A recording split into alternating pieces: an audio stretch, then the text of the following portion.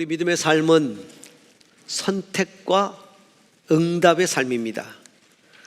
우리를 향한 하나님의 선택, 그리고 그 하나님의 선택을 향한 우리의 응답입니다. 무엇보다 먼저 구원의 사건이 하나님의 선택이죠. 창세 전에 우리를 택정하셨다고 말씀하고 있습니다. 세상을 만들기 전에 우리를 택하셨다고 말씀하고 있죠. 에베소서 1장 3절에서 4절을 같이 한번 읽겠습니다.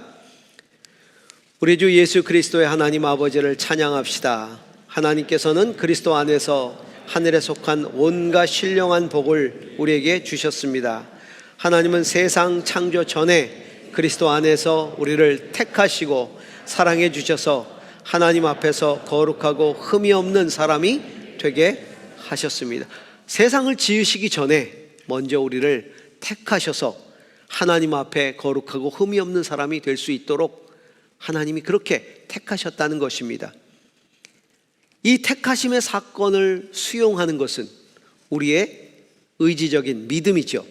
로마서 10장 9절을 같이 읽습니다.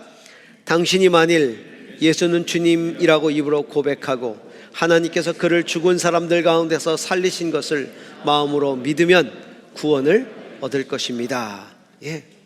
예수 그리스도를 나의 주로 고백하고 예수께서 죽은 사람들 가운데 살아나시고 그리고 나를 살리시는 것을 믿으면 우리가 구원을 얻는다는 거예요. 뿐만 아니라 우리를 하나님의 아들로 삼으신 것도 하나님의 선택이지요. 에베소서 1장 5절입니다. 같이 읽습니다. 하나님은 하나님의 기뻐하시는 뜻을 따라 예수 그리스도를 통하여 우리를 하나님의 자녀로 삼으시기로 예정하신 것입니다. 하나님의 자녀로 삼으시기로 하나님이 작정하셨다는 것이죠. 택하셨단 말입니다. 그 하나님의 아들답게 살아가야 하는 것은 우리의 응답입니다. 에베소서 5장 8절입니다. 여러분이 전에는 어둠이었으나 지금은 주님 안에서 빛입니다. 빛의 자녀답게 사십시오. 빛의 자녀답게 살아가야 합니다. 우리를 하늘의 백성, 천국 백성이 되게 하신 것도 하나님의 택하심이죠. 자, 베드로전서 2장 9절입니다. 그러나 여러분은 택하심을 받은 족속이요 왕과 같은 제사장들이요 거룩한 민족이요 하나님의 소유가 된 백성입니다. 그래서 여러분을 어둠에서 불러내어 자기의 놀라운 빛 가운데로 인도하신 분의 업적을 여러분이 선포하는 것입니다. 우리가 택하심을 받은 족속, 민족이란 뜻입니다. 하나님의 백성으로, 하나님 나라의 백성으로 우리는 택하심을 받았습니다. 그렇다면 그 하나님의 백성답게 살아가면서 하나님의 나라를 이루어가는 것은 우리의 응답이겠죠. 데살로니가 후서 1장 5절입니다. 이 일은 하나님의 공의로운 심판의 표이니 하나님께서 여러분을 하나님 나라에 합당한 사람이 되게 하시려고 주신 것입니다. 여러분은 참으로 그 나라를 위하여 고난을 당하고 있습니다. 하나님 나라에 합당한 사람으로서의 삶을 살기 위해서 우리는 고난을 당하고 있는 것이죠. 고난을 감수하면서 하나님의 백성답게 살아가는 것입니다. 많은 사람들이 하나님의 선택에 만족합니다. 그리고 하나님의 택하심을 받은 은혜로 살아가는데 그칩니다. 그러나 하나님은 우리가 그 선택의 은혜에 머물러 있기를 원하지 않습니다. 응답하기를 원하시죠. 우리도 그 선택에 합당한 응답의 삶을 살기 원하는 것입니다. 이것이 바로 선택적 삶인 것입니다. 하나님의 비전과 하나님의 가치, 하나님 나라와 하나님의 의를 선택하고 그것을 위해서 헌신하는 삶을 살아가는 것이죠. 우리가 하나님의 은혜로 주님을 알게 되었고 그 은혜로 믿게 되었다 하더라도 우리는 여전히 선택적으로 응답해야 되는 세상의 삶들 앞에 놓여 있습니다. 과거에는 우리가 세상을 살아가는 데 있어서 별 고민이 없었어요. 주님을 알기 전에는. 왜냐하면 세상 풍조를 따라 살아가면 돼요. 세상이 살아가는 대로 살아가면 됩니다. 나보다 앞선 사람들이 살아가는 방식대로 그냥 살아가면 돼요. 다수의 사람들이 살아가는 방식대로 그냥 살면 되는 겁니다. 그런데 주님을 믿게 되면서부터 달라지기 시작합니다. 세상이 원하는 것, 내가 원하는 것 저편에 하나님이 원하는 삶이 있다는 것을 알게 되었기 때문입니다. 하나님이 원하시는 가치가 있고 그 가치를 따라가는 삶의 방식이 있고 그 삶이 추구해야 할 목표와 비전이 있는 겁니다. 그래서 그 비전을 이루기 위해 선택하고 포기해야 할 것들이 생긴 겁니다. 신앙적인 선택, 영적인 선택 할 수밖에 없는 삶을 살게 된 것이죠. 매 순간 우리는 선택하며 살아야 됩니다. 인생 속에서 학교를 선택합니다. 전공을 선택합니다. 직업을 선택합니다. 결혼을 선택합니다. 인간관계를 선택해야 됩니다. 비즈니스의 방법을 선택해야 됩니다. 신앙이라는 건 그런 선택의 상황 속에서 영적인 선택을 하게 만드는 것이 신앙입니다. 신앙이 깊다, 그 사람이 신앙이 깊다라고 하는 건 그런 상황 속에서, 선택적 상황 속에서 영적인 선택을 할 수 있는 안목이 생긴 것을 신앙이 깊다라고 말합니다. 그리고 실제로 그것들을 선택하는 겁니다. 믿음이 약할 때는요, 영적으로 선택하는 걸 그렇게 소중하게 생각하지 않습니다. 그냥 본능대로 선택하면 됩니다. 그냥 사람들의 일반적인 관심대로 선택을 하면 됩니다. 믿음이 약할 때는 그 선택을 위해서 기도하지 않습니다. 크게 영적으로 분별하려고 노력하지 않습니다. 그냥 남들 하는 대로 선택을 하면 됩니다. 그렇게 우리의 인생을 살아갑니다. 그렇게 선택한 결과들을 여러분 어떠십니까? 만족하십니까? 여러분이 지금까지 살아오면서 선택한 것들에 대해서 물론 영적인 선택을 깊이 한 것도 있지만 내가 영적인 선택, 진리를 따른 선택을 고뇌하지 않고 그냥 본능대로 선택한 것들, 남을 따라 한 것들에 대해서, 그 결과에 대해서 여러분은 만족하십니까? 오늘 우리는 말씀을 통해 선택의 신앙을 배우게 됩니다. 영적인 선택이란 어떤 것인가 하는 겁니다. 중요한 건 거룩한 선택, 영적인 선택이 뭐냐를 알아야 되잖아요. 그래야 그렇게 선택할 거 아닙니까? 오늘 말씀은 우리에게 그것을 가르쳐주고 있습니다. 그 첫 번째는요, 상황보다 신앙적 가치, 진리를 선택하라 하는 것입니다. 상황보다는 진리를 따르라. 가치를 따르는 선택입니다. 진리라고 하는 가치를 따르는 선택. 오늘 본문은 모세의 부모의 이야기를 우리에게 들려주고 있습니다. 그 믿음에 대해서 이야기합니다. 모세 당시에 모세가 태어나기 전에 이집트의 왕은 그 이집트 땅, 애굽이라고 하는 이집트 땅에 거주하는 히브리 민족이 너무나 많이 늘어나니까, 강성해지니까 명령을 내립니다. 갓 태어난 히브리 남자아이들은 다 강물에 던져, 나일강에 던져 죽여라. 출애굽기 1장 22절에 그런 명령이 나오죠. 마침내 파라오는 모든 백성에게 명령을 내렸다. 갓 태어난 남자아이는 모두 강물에 던지고 여자아이들만 살려두어라. 근데 모세의 부모는 바로의 명령에도 불구하고 모세를 죽이지 않고 살립니다. 오늘 우리가 읽은 성경에는 믿음으로 그 부모는 석 달 동안 아기를 숨겨두었습니다. 그들은 아기가 잘생긴 것을 보았기 때문입니다. 이렇게 기록을 하고 있습니다. 아기가 잘생긴 것을 보았다. 아기가 안 잘생긴 애가 어디 있습니까? 고슴도치도 자기 새끼는 다 이쁜 건데, 겉모습을 이야기하는 게 아니에요. 이 본문을 가지고 설교를 했던 스데반 집사는 사도행전 7장 20절에 이렇게 말씀하고 있거든요. 하나님 보시기에 아름다운지라. 하나님 보시기에 아름다운지라. 무슨 말입니까? 모세의 부모는 이 아이를 향한 하나님의 마음을 깨달았다는 겁니다. 이 아이를 바라보시는 하나님의 마음을 깨달았다는 거예요. 단순한 부모로서의 보호 심리, 사랑, 그 이전에 영적인 안목을 가지고 있었다는 겁니다. 평범한 사람, 모세의 부모, 평범한 사람의 탁월한 선택, 영적인 선택이 민족의 지도자를 살려낸 겁니다. 성도 여러분, 하나님의 역사를 일으키는 것은 탁월한 사람의 세속적 선택이 아니라 평범한 사람의 영적인 선택이 하나님의 나라를 만들어내는 겁니다. 그렇기 때문에 하나님 나라를 위해서는요, 영적인 선택을 내리는 평범한 사람들이 많아져야 됩니다.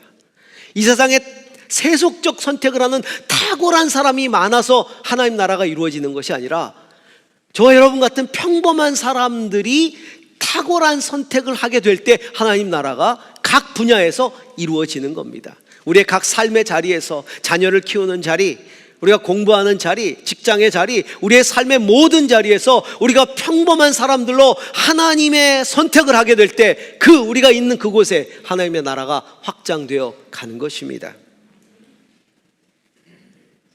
그 당시에 제일 강한 최대 강국이었던 이집트, 그곳에 절대 권력을 가진 지도자 바라오, 그는 유대인의 숫자가, 히브리인의 숫자가 늘어가는 상황을 두려워해서 반인륜적으로 무고한 생명을 죽이는 상황적 선택을 하죠.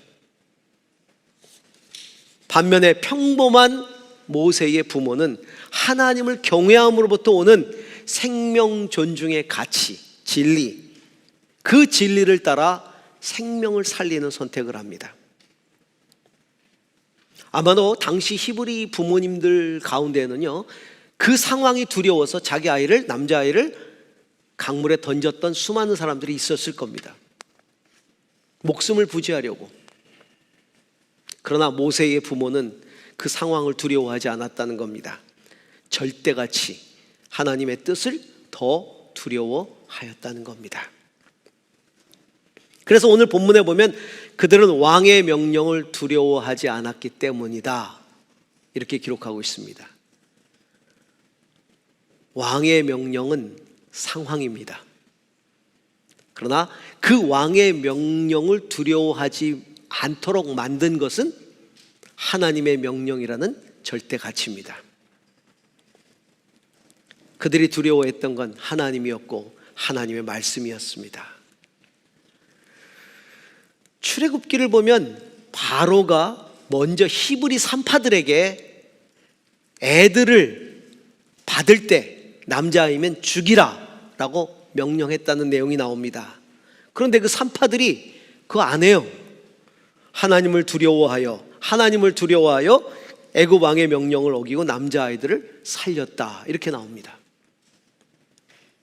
하나님을 두려워하는 사람들은 상황적 선택을 하지 않고 진리의 가치를 따르는 선택을 하게 됩니다. 사랑하는 성도 여러분, 하나님을 경외하십니까? 그렇다면 상황적 선택을 하지 마십시오. 절대 가치, 진리를 따르는 선택을 해야 합니다. 우리가 살아가면서 진리가 아닌 상황을 따라 어쩔 수 없이 선택했던 것들이 참 많았어요.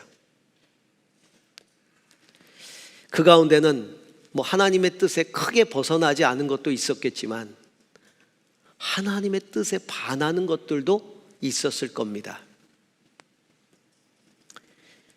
그 선택의 결과들을 우리가 깊이 생각해 봐야 돼요. 하나님의 뜻에 반하는 선택을 했을 때 내 인생이 어떠했는가, 그 선택의 결과는 어떠했는가를 우리가 깊이 돌아보아야 합니다. 정말 행복했던가? 정말 가치 있는 열매들이 있었는가? 그 선택에. 내 사업이든지 결혼이든지 내 삶의 태도라든지 그 모든 일에 있어서 그런 선택이 가져왔던 결과가 무엇이었는가? 성도 여러분, 우리가 영적인 선택을 하기 위해서는요, 하나님의 가치가 무엇인가를 제대로 알아야 돼요. 그래서 우리는 하나님의 말씀에 집중해야 합니다. 하나님의 가치, 하나님의 생각에 우리는 초점을 맞춰야 하는 것입니다. 그래야 깨달을 수 있는 겁니다. 그리고 더 중요한 건 뭐예요? 그 가치를 선택할 수 있는 결단을 할 수 있도록 기도해야 할 것입니다. 아는 데서 끝나는 것이 아니라 그렇게 살기로 결단하는 것이죠. 자, 두 번째는요. 첫 번째가 가치를 따르는 선택을 하라. 두 번째는요. 목적을 따르는 선택을 해야 돼요. 현실의 안위보다 거룩한 목적을 따라 선택하라는 겁니다. 자, 나일 강물에 띄어진 모세. 부모는 3개월간 아이를 숨겨놓고 있다가 이제 아이를 더 이상 숨길 수 없는 그런 이 시간이 지나가자 갈대 상자를 만들어서 그 아이를 거기다 담아서 나일 강물에 띄웁니다.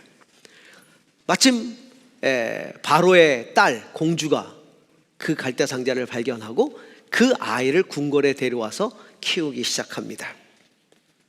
이제 그 아이는 왕자로서의 삶이 보장되어 있습니다.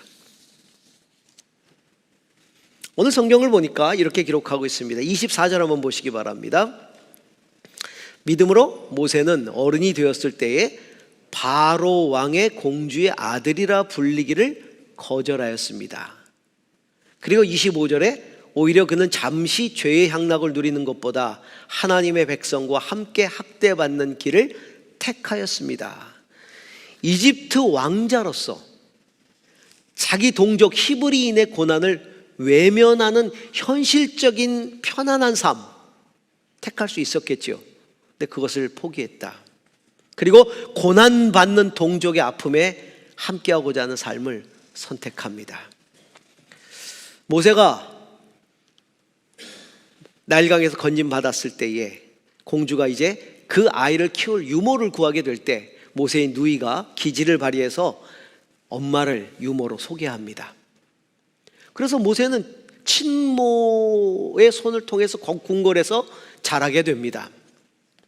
모세의 어머니는 이 아이를 키우면서 그 정체성을 분명하게 가르쳐 주었습니다. 너는 히브리인이다. 그리고 히브리 민족이 애굽에서 겪는 고난에 대해서 이야기해 주었습니다. 노예가 된 민족으로서 그 고통당하는 것을 알려주었습니다. 그리고 애굽의 왕자로서 민족을 위해 일할 것을 가르쳤지요. 하지만 자기의 삶을 결정하는 것은 자기 몫이에요. 모세가 자기 동족, 고난받는 자기 동족의 구원자로 살 것인가, 아니면 이집트 왕자로서 편안한 삶을 살 것인가. 물론 그는 히브리인이기 때문에 왕좌에 오를 수는 없을 겁니다. 하지만 왕족으로서 얼마든지 편안한 삶을 누릴 수 있었을 거예요. 어떤 삶을 선택할 것인가는 그가 결정할 수 있었을 겁니다. 현실의 안위인가, 동족을 향한 거룩한 목적인가. 근데 모세의 결정에 있어서 눈에 띄는 단어가 하나 있어요.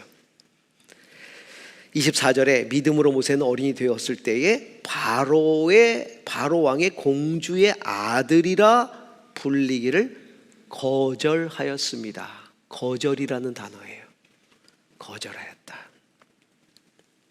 거룩한 목적이 이끄는 삶을 살기 위해서는 현실의 안위를 거절해야 합니다. 영적인 선택에 있어서 매우 중요한 행위가 바로 거절하는 행위입니다. 우리가 거절하지 못했기 때문에 영적인 선택을 하지 못한 것들이 너무나 많아요. 그때 거절했어야 되는데, 그것을 거절했어야 되는데, 그 유혹을 거절했어야 되는데, 그 습관을 거절했어야 되는데 그것들을 거절하지 못한 것이죠. 현실의 안위를 거절하지 못해서 거룩한 목적이 이끄는 삶을 살지 못하는 경우가 많다는 겁니다. 그런데 그 거절이 쉽지 않아요.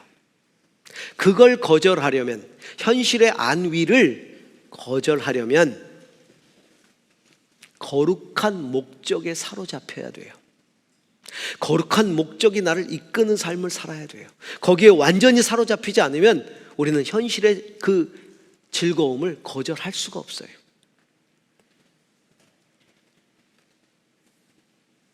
모든 현실이 다 나쁜 건 아니에요. 우리가 살아가는 현실에서 하는 우리의 모든 일들이 다 나쁘지 않습니다. 다 필요한 것들이고 다 의미 있는 것들이에요. 그러나 악한 현실이 있다는 거죠. 그것은 뭡니까? 거룩한 하나님의 목적을 위해서 살아가는 것을 가로막는 것들입니다. 그것을 성경은 무엇이라고 말합니까? 25절에 보니까 잠시 죄의 향락을 누리는 것보다, 이렇게 돼 있죠. 바로 잠시 죄의 향락을 누리는 것입니다. 잠시 죄의 향락을 누리는 것. 악한 현실이라는 것은 바로 하나님 나라를 가로막는, 하나님의 목적을 위해서 살아가는 걸 가로막는 잠시 죄의 향락을 누리는 삶, 그것을 말합니다. 잠시 죄의 향락을 누리는 것보다 하나님의 백성과 함께 학대받는 길을 택했다. 하나님의 백성과 함께 학대받는 길은 대가를 지불해야 되는 길이에요. 거룩한 목적의 삶이지요. 그것을 가로막는 것이 무엇입니까? 잠시 죄의 향락이라는 겁니다. 내게 분명한 하나님이 주신 비전이 있고 거룩한 목적이 있습니다. 그리고 그것을 향해 나아가는데 내가 앞으로 나가지 못하게 막는 것이 있다면 그것은 잠시 죄의 향락에 빠져 있기 때문입니다. 현실의 향락이라는 것이 죄로부터 오는 향락일 수도 있지만 거룩한 목적을 향해 나아가지 않는 그 삶 자체가 불순종일 수도 있다는 거예요. 우리는 거룩한 비전은, 거룩한 목적을 선택해야 됩니다. 그러려면 무엇이 필요합니까? 마음의 눈을 떠서 그 거룩한 하나님의 부르심의 소망이 무엇인지를 깨달아야 합니다. 사도 바울의 기도처럼 주여 저들에게 마음의 눈을 떠서 부르심의 소망이 무엇인지 알게 하옵소서. 우리의 육의 눈은 하나님의 영적인 부르심에 별 관심이 없습니다. 우리가 육으로 추구하는 소망들은 다 누리는 것들입니다. 즐기는 것들입니다. 소유하는 것들입니다. 그런데 마음의 눈은 우리로 하여금 하나님의 거룩한 것들을 보게 만듭니다. 그래서 마음의 눈을 떠서 하나님의 부르심의 소망이 무엇인지 알게 하옵소서라고 기도하고 있는 것이죠. 성도 여러분, 우리의 마음의 눈을 밝히사 하나님의 거룩한 부르심의 소망이 무엇인지 알게 하시기를 주의 이름으로 축원합니다. 세 번째는요, 순간을 위한 선택이 아니라 영원을 위한 선택을 하라는 겁니다. 자, 가치를 따른 선택을 하라. 거룩한 목적을 위한 선택을 하라. 세 번째가요, 영원을 따르는 선택을 하라. 영원을 위한 선택을 하라는 것입니다. 순간적인 유익보다는 영원한 유익을 따르라는 것이죠. 우리의 가치와 그리고 우리의 목적은 무엇으로 이어져야 됩니까? 삶의 결단으로 이어져야 합니다. 내가 가치를 붙들고 거룩한 목적을 따르기로 결단했다 하더라도 이것이 삶으로 나타나지 않으면, 살아내지 않으면 의미가 없어요. 모세는 재물의 삶을 버리고 모욕의 삶을 선택했다. 오늘 성경은 그렇게 말합니다. 26절을 한번 보시기 바랍니다. 모세는 그리스도를 위하여 받는 모욕을 이집트의 재물보다 더 값진 것으로 여겼습니다. 그는 장차 받을 상을 내다보고 있었던 것입니다. 이집트의 재물보다 더 값진 모욕의 삶을 선택했다. 자, 이집트의 재물보다 더 값진, 얼마나 생생하게 우리에게 다가옵니까? 여러분, 이 시대에 재물보다 더 값진 것이 있습니까? 솔직해지십시다. 돈이 최고입니다. 안 되는 게 없습니다. 돈 싫어하는 성도를 본 적이 없습니다. 심지어는 제가 예배당을 지을 때 로또 당첨을 위해서 기도한 적도 있습니다.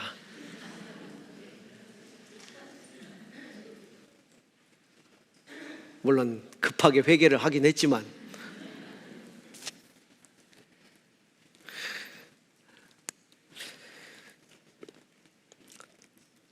재물보다 더 값진 게 없어요. 자, 그리스도를 위해서 받는 모욕, 재물, 둘 중에 하나를 선택해야 된다면 무엇을 선택하겠습니까? 잘 대답하셔야 됩니다. 재물을 잃을 수도 있습니다. 금식해 보셔야겠죠? 답이 쉽게 안 나오죠? 자본주의 사회에서 살아갑니다. 그리스도를 위해서 받는 모욕을 선택하는 것이 쉽지 않습니다. 그 어느 때보다도 재물의 힘이 우리를 다스립니다. 조금씩 분위기는 바뀌고 있지만 여전히 유전, 무죄, 무전, 유죄의 현실은 계속되고 있습니다.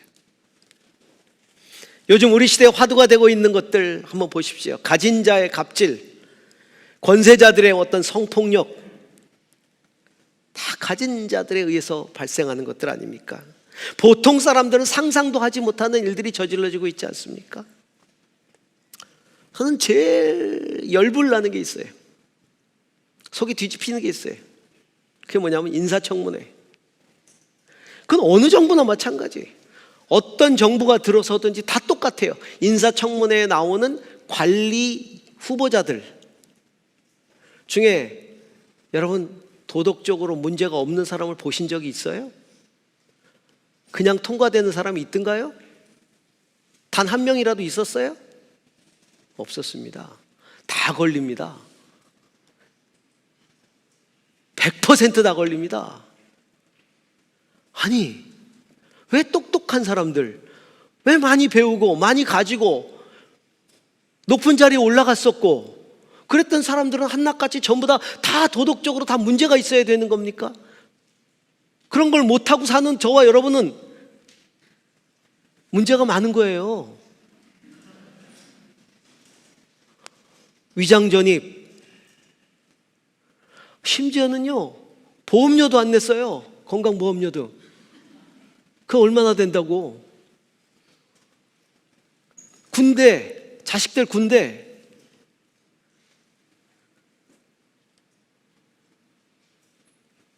도대체 안 걸리는 게 없어요. 정부가 늘 바뀔 때마다 똑같아요. 똑같아. 그리고서 다 모든 정부마다 똑같이 하는 얘기가 있죠. 털어서 먼지 안 나는 사람 없습니다. 그러면서 능력이 최고입니다. 이게 속이 타는 거예요. 이게 비분간개할 노릇이에요. 아니 그런 사람들이 우리를 다스리겠다고 합니다. 지금. 아니 왜 많이 배우면 정직하면 안 돼요? 똑똑하면 자식 군대 보내면 안 돼요?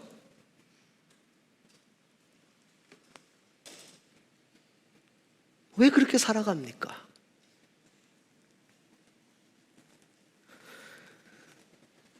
뭐 안 믿는 사람이야 그렇다고 합니다. 하지만 그리스도인들은 그래서는 안 되지 않아요? 성도는 그렇게 살면 안 되잖아요. 그런데 교회 안에서도 그리스도를 위한 모욕을 버리고 재물을 선택하고 권세를 선택하는 일들이 비일비재하게 일어나는 현실이 개탄스러울 따름이죠. 성도는 영원한 것을 바라보고 살아야 돼요. 눈에 보이는 순간에 눈앞에 있는 것들을 보고 살면 안 돼요. 영원한 삶을 사모하고 영원한 가치를 사모하고 살아가는 사람들이 되어야 합니다. 순간의 유익이 영원의 유익을 가로막는다면 순간의 유익을 포기할 줄 알아야 돼요. 이게 성도의 삶입니다. 성경은 이런 모세의 선택을 가르쳐서 그리스도를 위한 모욕이라고 표현을 하고 있어요. 모세가 어떻게 그리스도를 알았겠어요? 수천 년 전의 사람이. 이것은 하나님의 섭리를 향한 선택이란 뜻이에요. 그는 장차 받을 상을 내다보고 있었던 것입니다. 장차 받을 상, 영원한 것. 영원한 것. 그는 지금 누리지 못할 수도 있어요. 그거 선택에 대한 결과를. 그러나 그는 하나님의 구속사의 그 열매가 반드시 맺어질 것에 대해서 확신하고 있었던 것이죠. 그래서 그는 애굽의 왕자로 살기를 거절했던 겁니다. 이 민족을 통한 하나님의 구속의 역사, 그 열매를 바라보면서 그는 그리스도를 위한 모욕을 선택했던 겁니다.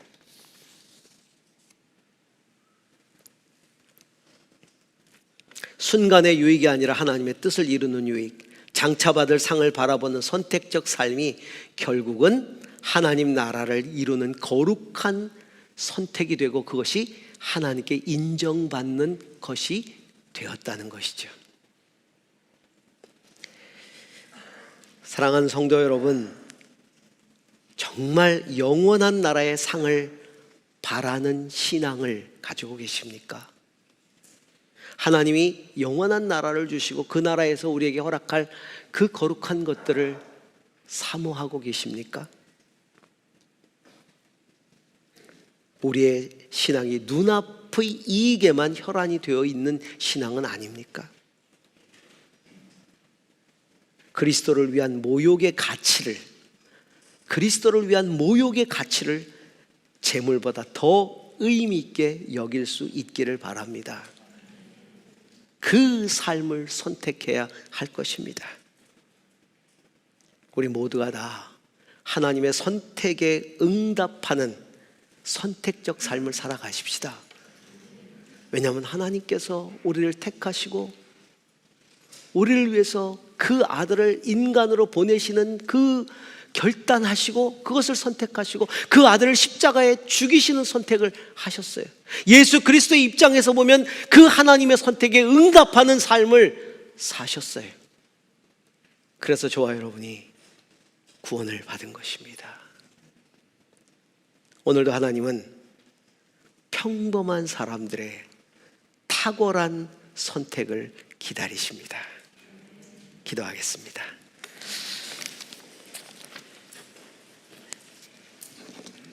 하나님, 우리를 택하심에